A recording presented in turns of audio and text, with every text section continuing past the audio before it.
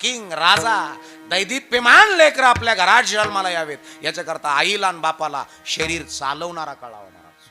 चाले हे शरीर कोणाशी आसत्य कोण बोलवे ते हारे वेण.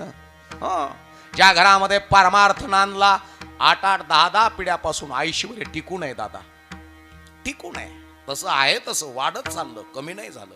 ज्या घरामध्ये परमार्थ कळाला नाही, आजा खोऱ्याने पैसे उडीत होता. आजाकडे एवढे पैसे होते भाऊ तर नुसतं खोऱ्यानी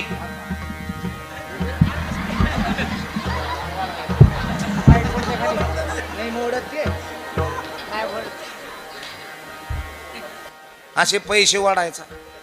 एवढी प्रॉपर्टी आजाकडं, पण नातानी कपाळाला लावायला माती नाही ठुली. कुठं गेले पैसे? तुमच्या घरातली श्रीमंती, तुमच्या घरातली लक्ष्मी विटलेली तर नाही ना? वास्त मारत नाही ना तुमच्या घरातले पैसे? वास मारणं म्हणजे नेमकं काय? अहो गडगंज पैसे आहेत, पण रोज पत्नीला त्रास देतो, शिव्या देतो, जेवताना ताट फेकून देतो. समजायचं प्रॉपर्टी विटलेली. जास्त दिवस राहणार नाही ती, समजायचं. अहो ज्या घरामध्ये भरपूर पैसे आहेत पण तरी लीन आहे, समजायचं प्रॉपर्टीला परमार्थाचा टच आहे. आणि म्हणून महिला मंडळ कोणत्या तरी एका संप्रदायाला पकडा, कोणत्याही पकडा,